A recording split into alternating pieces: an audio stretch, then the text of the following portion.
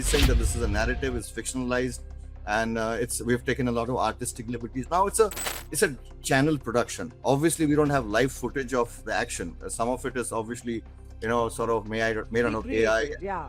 Absolutely recreated images, but the fact of it is the actual damage assessment images are there.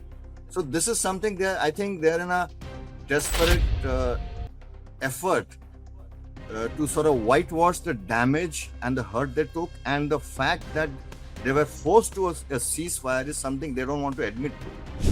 But that is what it is.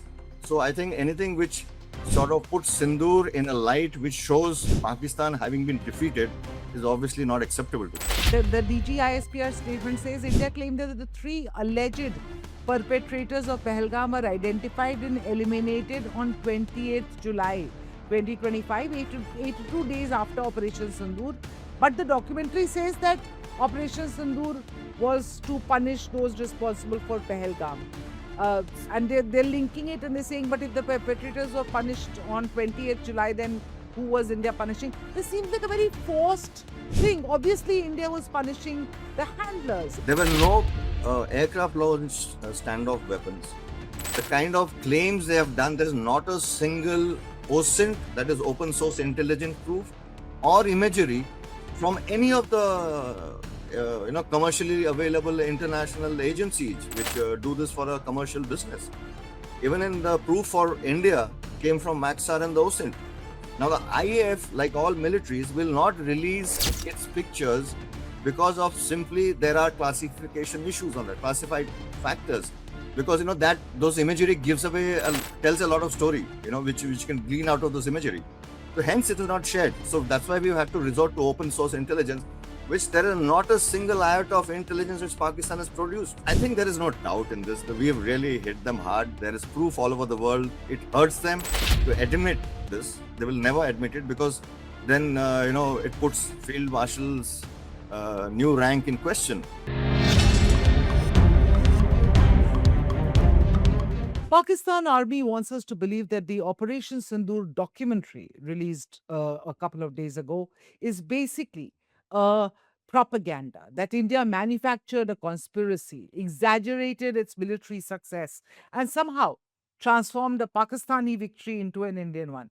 But before Pakistan's military, or DGISPR in this case, lectures India about facts, perhaps it is time that they answer a few questions about their own facts. Because the DGISPR statement is full of assertions that are themselves neither independently established nor supported by evidence that it's demanding from India. And we're joined by Air Marshal Dr. Diptendu Chaudhary, former commandant of the National Defense College, to distill the Pakistani fiction from fact. So, my first question to you, thank you for joining us today. You've seen the DGISPR statement that has come, or rather the late night Twitter splash that they've made. They're calling Operation Sindoor Discovery documentary factually inaccurate. What, in your assessment, as a former senior operational commander, your first impression of DGISPR's lengthy response, which comes 2 days late? Good evening, Aditi. Thank you for having me on your channel. And yes, it's an extremely interesting take by the DGISPR, but I'm just not surprised. I mean, this is, I think, the ISPR and the DGs of Pakistani ISPR, the masters of narrative creation, alternative, stories, fictionalized, half facts made into fiction, and and the vice versa. They've done this for the longest time, and I'm not surprised this has come out because it straight away tells you one thing. The fact of it is that uh, they talk about the connection between the army chief's speech and the massacre, and it is very interesting and coincidental that he would speak about the difference between Pakistan and India is fundamentally on a religious basis, two nations, and they said Hindus are different in every way. That speaks of a mindset. I mean, apart from the fact that he's I think one of those rare generals who knows how to read the Kalma. He's a student of Islam, and he was trying to sort of gather the support and convince the diaspora in the US. But it leaves a very underlying message because he says something, and next thing is that we have a terror attack for the first time where there are targeted executions based on religion. So it doesn't take much to put two together. So when we acted, I think, to my mind, Pakistan, most certainly they expected a response, but they did not expect the scale of response that came from India. And that scale of response hurt them. And that is something you will realize after the first tom-tomming which they did of the initial engagement of the PAF, they suddenly went silent. There were no responses from the PAF or the damages thereafter. And I think the volume of proof was evident. So I'm not surprised that they want to bring out this counter. He wants to bring out this counter to this narrative. He's saying that this is a narrative, it's fictionalized, and it's we've taken a lot of artistic liberties. Now it's a channel production. Obviously, we don't have live footage of the action. Some of it is obviously sort of made out of AI. Recreated, yeah. Yeah. Absolutely recreated images, but the fact of it is the actual damage assessment images are there. So this is something that I think they're in a desperate effort to sort of whitewash the damage and the hurt they took, and the fact that they were forced to a ceasefire is something they don't want to admit to, but that is what it is. So I think anything which sort of puts Sindoor in a light which shows Pakistan having been defeated is obviously not acceptable to them. Yeah, I mean, this is the same country that after Bangladesh was cut off from them, they declared even that war that they won that war, despite losing Bangladesh in that war in the 70s. But the weirdest part of the statement, sir, and I'm going to highlight that in alongside me in this conversation. They're saying that the DGISPR statement says India claimed that the three alleged perpetrators of Pahalgam are identified and eliminated on 28th July 2025, 82 days after Operation Sindoor. But the documentary says that Operation Sindoor was to punish those responsible for Pahalgam. And they're linking it and they're saying, but if the perpetrators were punished on 20th July, then who was India punishing? This seems like a very forced thing. Obviously, India was punishing the handlers. India was punishing the terror hubs who gave the orders to execute. I mean, the three perpetrators killed, the gunmen who actually pulled the trigger, they're not the ones who decided that, okay, we will enter India and we will do this. They got the orders from somewhere and India acted on that. Uh, you know, it's a very interesting aspect that he brings it out in this manner because obviously I think he's trying to obfuscate the whole situation with changes in date. I mean, putting the different dates and the sequence of events. But three flags are absolutely clear. A, the first attack which we did was purely on terror targets of the JM and Lashkar and the HM, and we hit 9 targets. Very accurately done. A lot of pains taken to ensure there is no collateral precision attacks, and a large number of terrorists were killed in that. So that is a punishment number one, which was on not on the Pakistani state, but on the military, but on the terror enterprise and the terror infrastructure. That is the first punishment. Then you know what happened. The whole thing escalated. They went up, they retaliated, and then was a next level of punishment. And this, because the first level of punishment was to message to them like, look, we are hitting your terror infrastructure, not your military. But when you respond militarily, now you have escalated it. Now you brought it to a point where now the second punishment came against the Pak military and the PAF, the army and the Pakistani Air Force, where we hit their a lot of the targets, created immense number of damage. That was punishment number 2.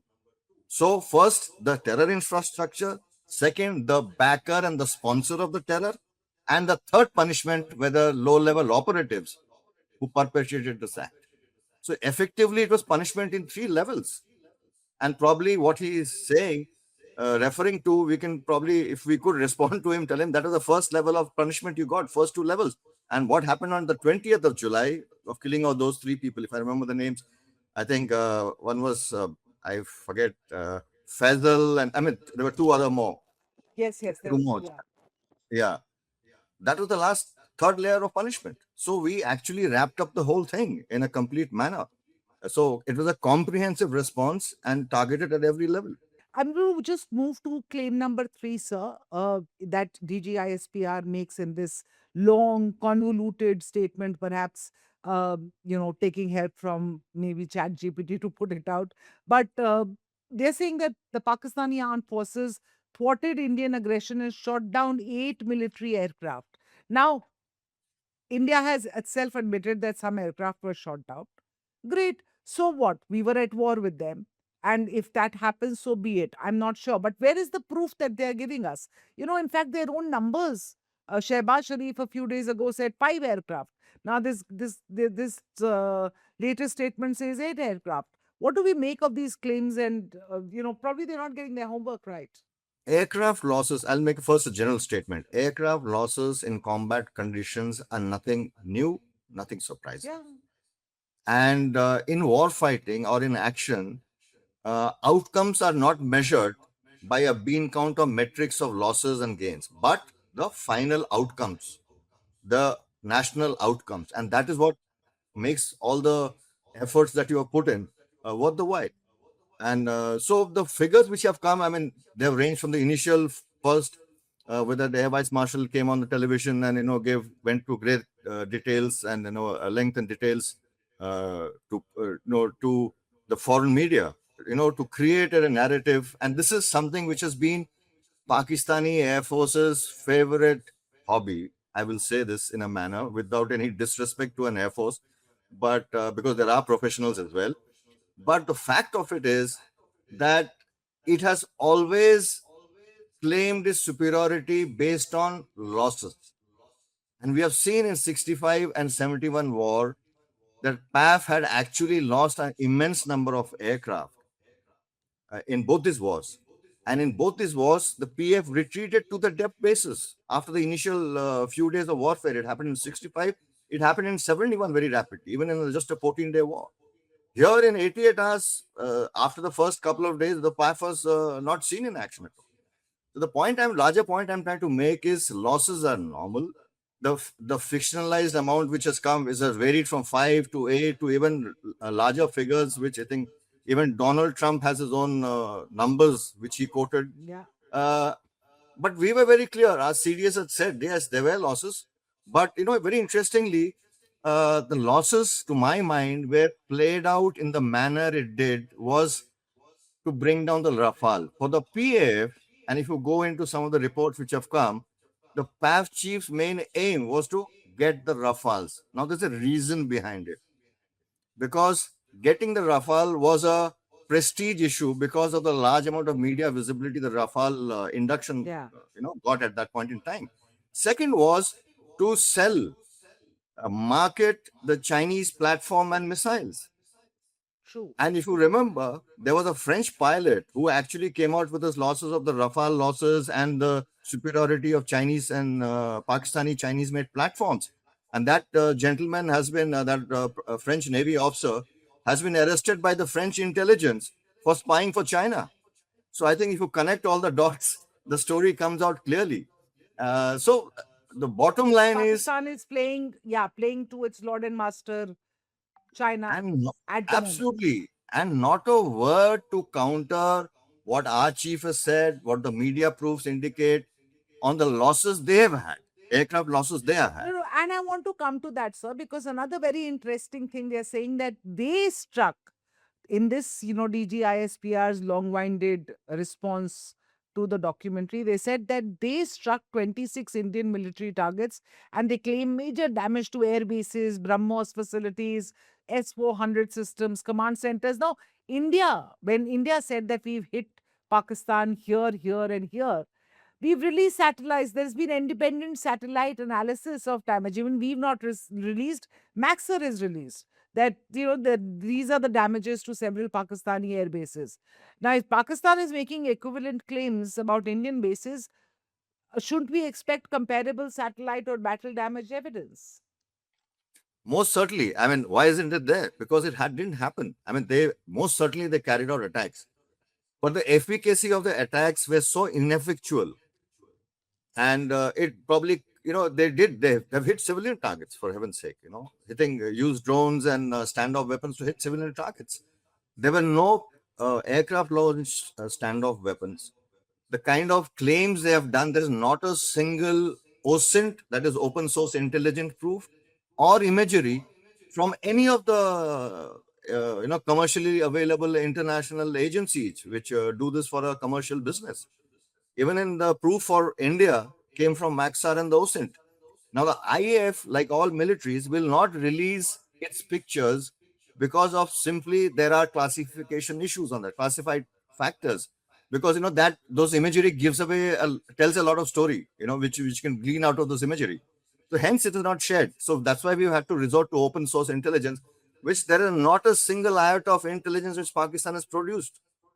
So I think facts speak In fact, for when they themselves. did produce something, I remember there was something which they produced as evidence of Rafael being shot, and it turned out to be from some video game or something. I can't remember exactly how that played out. They have used every possible sort of alternative source of creating some proof, but you can make out the level of, what should I say, a poor effort at creating something as well, that it wasn't convincing enough. So I think there is no doubt in this. We have really hit them hard. There is proof all over the world. It hurts them to admit this. They will never admit it, because then it puts Field Marshal's new rank in question. You know. And his entire credibility. And, Yes. which brings me to the final thing, sir. And probably the weirdest thing in the DGISPR's long minded statement. They say that the conflict ended through communication between the two DGMOs. And they use that as evidence to say that as evidence against India's victory narrative. But the fact remains that it was the Pakistani DGMO who initiated the call. I know those calls are not recorded, but if we were to release, I mean, if there was a record, and if we were to release that record, then they'll be exposed, I guess. Interestingly, our DGMO had reached out when the initial attacks were initiated and told them, "Okay, look, we are only hitting terror targets." This is somewhere, it just come out in some of the media somewhere. And but Pakistan was very blasé about it. Said, "No, we will do what we have to do." And so they retaliated. When we scaled up our response, because this is something we were prepared for. I know when you take action under these circumstances, and let's face it, it was well known, is there out in the open. Pakistan had made statements post Balakot that in future anything happens, they would be ready. So it wasn't that when moment Pahalgam happened, they were ready, they were prepared. But if they were so prepared, then how did these first 9 successful attacks go through? That is the first question. Second is, having gone through these attacks, when you bring up the story, and the escalation went up when we responded, and now we made it very clear, look, now we're going to hit it hard. But even our secondary response was scaled. We hit representative target systems. Normally when you carry out airstrikes, you hit all target systems together. But we chose different target systems which stand out. Certain airfields, certain radars, a couple of hangars. Aircraft on ground was incidental because they were inside the hangars. UAV hangars, we've hit a air defense radar and a SAM system. And these were accurate to a point. The damage was visible. It was visibly shown. But this was only a percentage of the larger number of strikes which would have followed if they chose to escalate it further. Pakistani Air Force, I think, read it loud and clear. In the media, it has come out somewhere that about 20% of the infrastructure was damaged. Okay, let's take a conservative estimate that even if it was 10%, it's a lot of damage in 88 hours. And it hurt Pakistan because you understand a lot of the equipment which they got were imported. And Most every of it. penny counts. And Pakistan in very any highly case expensive nowadays. aircraft hangars, labs. Absolutely. Look at the country, it's in so much of debt. So I think the hurt which the Pakistani Air Force received and was, if continued, would have really damaged them very, very, severely, is what forced them to come to the negotiating table or ask for the ceasefire. I mean, obviously, Mr. Donald Trump takes the credit for it, but the fact is, it is the DGM of Pakistan who reached out, and Yeah, that yeah, was out of it. they So the only point just I would like to make is that the offensive capability, offensive air power, which hit them and hurt them really hard, is what drove them to the ceasefire table. So how much right. ever they may want to sort of disagree and put that down, because they don't want to look bad in the world. Yeah, ordinarily, we wouldn't be even speaking today because a statement like this from DGISPR, we would just ignore and say, yeah, they're at it again. Fictionalizing things, imagining things again. But the point is that it's important to rebut Pakistan every time they come up with something like this, because we just shrug and say, okay, come on, let them keep doing whatever they want to do, because at the end of the day, we've already won and we've gone to sleep over it.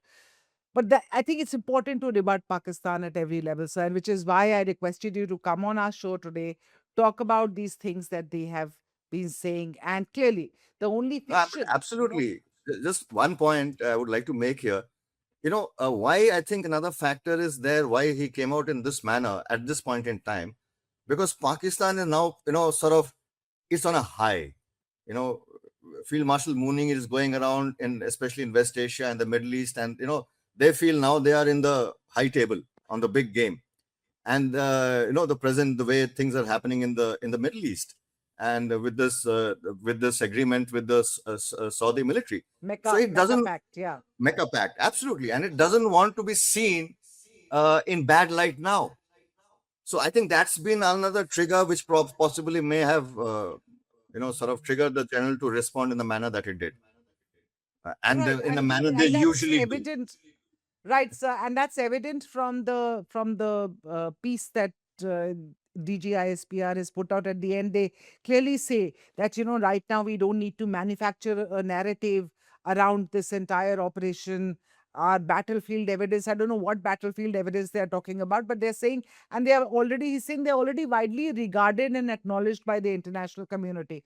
Clearly, the only fact or the only fiction, uh, the only fact that the Pakistani army is being able to put forward right now is really in the form of fiction. But thank you so much, sir, for coming on our show today. As I said, it's important to rebut every time Pakistan tries to do these things, because the narrative war is something that they play very well. And I think India needs to wake up to that narrative war and hit them back where it hurts. Thank you, Aditi, and I'm glad the TOI is doing its bit to sort of put the facts and Pakistan's narrative in its place. Thank you so much, sir, for joining us. Thank you for your time. Thank you, viewers, for watching this. We'll come back to you again. Stay tuned.